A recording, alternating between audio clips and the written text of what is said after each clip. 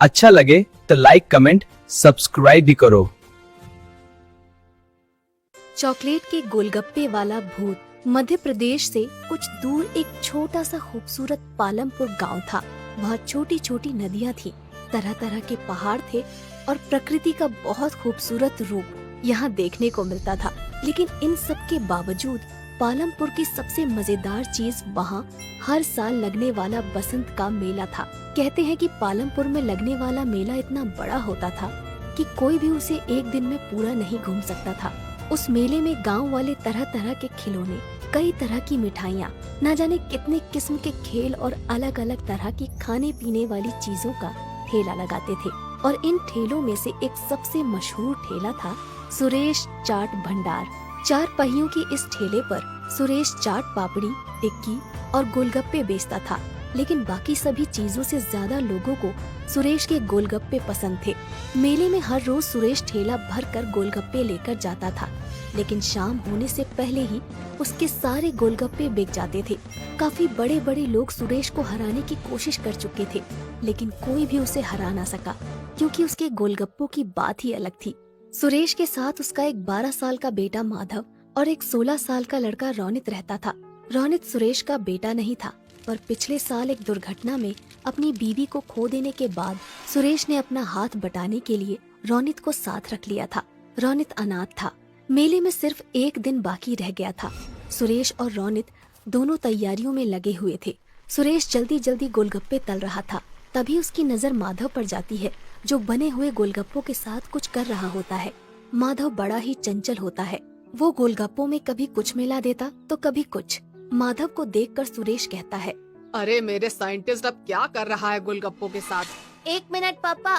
माधव ने गोलगप्पों में थोड़ी सी हल्दी, मिर्च और धनिया डाली, फिर उस पर दही डालकर कहने लगा, ये लो, ये बन गए चटपटे दही वाले गोलगप्पे। जब तू गोलगप्पे बेचेगा ना, तब ये सब नुस्खे अपनाना। अरे माधव, पढ़ लिख कर गोलगप्पे क्यों बेचेगा? क्यों, क्या खराबी है? काम इंसान को छोटा बड़ा नहीं बनाता, बल्कि इंसान काम को छोटा बड़ा बनाता है। अच्छा, मतलब ये गोलगप्पों में मिर्च धनिया भरकर बड़ा इंसान बन जाएगा? क्या पता बन जाए। तुम्हें पता है, माधव जिस उम्र में है, उस उम्र में एक इंसान का दिमाग सबसे ज्यादा तेज होता है। वो ये सब बातें कर ही रहे होते हैं कि तभी माधव चिल्लाता है, ये देखिए पिताजी, मिट्टी के गोलगप्पे। ये देखकर रोनित हंसने लगता है और कहता है, अगर गोलगप्पे में मिट्टी मिला देना दिमाग है, तो अच्छा है मेरे में कम दिमाग है। अच्छा चुप रहो, वो हरी वाली पोटली लाकर इस पानी में मिला दो। मैं बाहर काम से जा रहा हूँ, आते हुए रात को देर हो जाएगी। ये कहकर सुरेश वहाँ से चला जाता है और रोनित पोटली के पास चला जाता है। वहाँ 2 रंग की पोटलियाँ होती हैं, एक लाल और एक हरी। रोनित गलती से हरी की जगह लाल वाली पोटली उसमें मिला देता है। तभी उसे बाहर से कुछ आवाज आती है और रोनित बिना पानी को देखे ही बाहर चला जाता है। उसने ध्यान ही नहीं दिया कि पानी का रंग हरे की जगह काला हो गया था। रात को जब सुरेश घर वापस आता है तो देखता है कि माधव अपने बिस्तर पर सो रहा होता है, पर रोनित घर में कहीं नहीं होता। सुरेश को लगता है कि वो काम खत्म करके अपने दोस्तों के साथ खेलने चला गया होगा। रात को सोने से पहले वो निश्चय करता है कि कल की तैयारी का सारा सामान देखकर सो जाएगा। वो चाट पापड़ी देखता है, जो कि बिल्कुल ठीक होती है। गोलगप्पे भी अच्छे ही दिख रहे होते हैं। फिर वो पानी के ड्रम से ढक्कन हटाता है और देखता है कि पानी भी देखने में बिल्कुल ठीक लग रहा है। उसका रंग भी आम तौर की तरह हरा ही है। सुरेश चैन की सांस लेता है और सो जाता है। अगले दिन सुबह सुबह सुरेश मेले में अपना ठेला लेकर पहुंच जाता है। सुरेश काफी थका हुआ था, क्योंकि रोनित अभी तक वापस नहीं आया था, इसलिए उसे अकेले ही सारा सामान ठेले पर लाद कर मेले में आना पड़ा। वो रोनित से गुस्सा भी था और उसे उसकी फिक्र भी हो रही थी।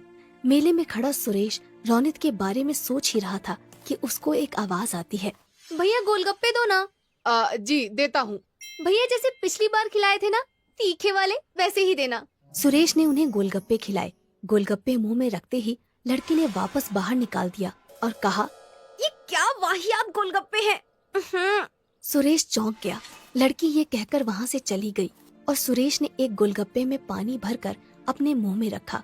उसने फौरन उसे बाहर निकाल दिया, क्योंकि गोलगप्पे का स्वाद सचमुच बहुत खराब था। जल्द ही ये खबर पूरे मेले में फैल गई और कोई भी सुरेश से गोलगप्पे लेने नहीं आया।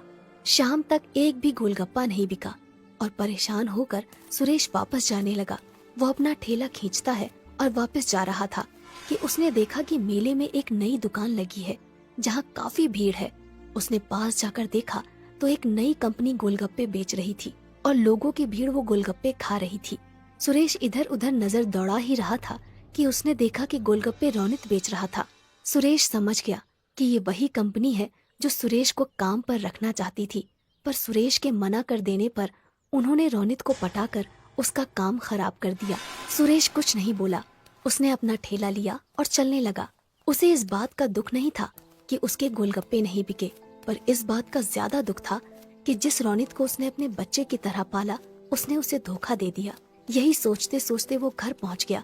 उसे देखते ही माधव बहुत खुश हुआ और बोला, पापा आप इतनी जल्दी आ गए और सारे गोलगप्पे वापस क्यों ले आए?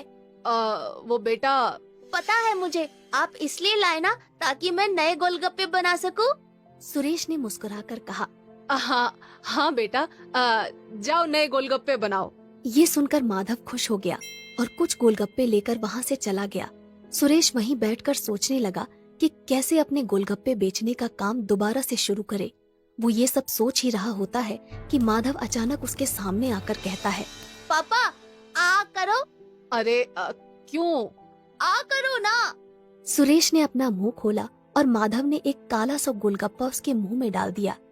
ये क्या डाल दिया मेरे मुंह में? क्या मिलाया है तूने इसमें? चॉकलेट। अच्छा। ये गोलगप्पे खाकर सुरेश के दिमाग में एक आइडिया आया ही होता है कि तभी माधव कहता है, ये लो पापा, ये भी खाओ। सुरेश मुंह खोलता है। इसमें क्या मिलाया है तुमने?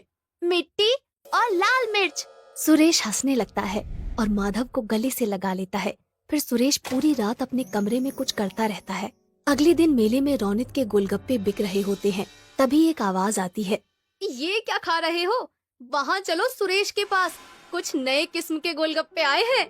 ये सुनते ही सब सुरेश के पास चले जाते हैं और देखते हैं कि उसके ठेले पर चॉकलेटी रंग के बेहद खूबसूरत और अलग से गोलगप्पे रखे हैं। सब वो गोलगप्पे खाते हैं और सुरेश की बहुत तारीफ करते हैं। तभी रौनित वहाँ आता है और कहता है, तुमने ये कब बनाए? मेरे जिस बच्चे का तुम मजाक उड़ाते थे उसी का आइडिया है ये। ये किसके गोलगप्पे हैं? चॉकलेट के। अच्छा, मैंने तुम पर बहुत भरोसा किया था रौनित, पर तुमने वो तोड़ दिया। रौनित कुछ कहने ही वाला होता है कि अचानक भीड़ से आवाज आती है, और गोलगप्पे दो भैया। अरे भैया और गोलगप्पे तो खिलाओ।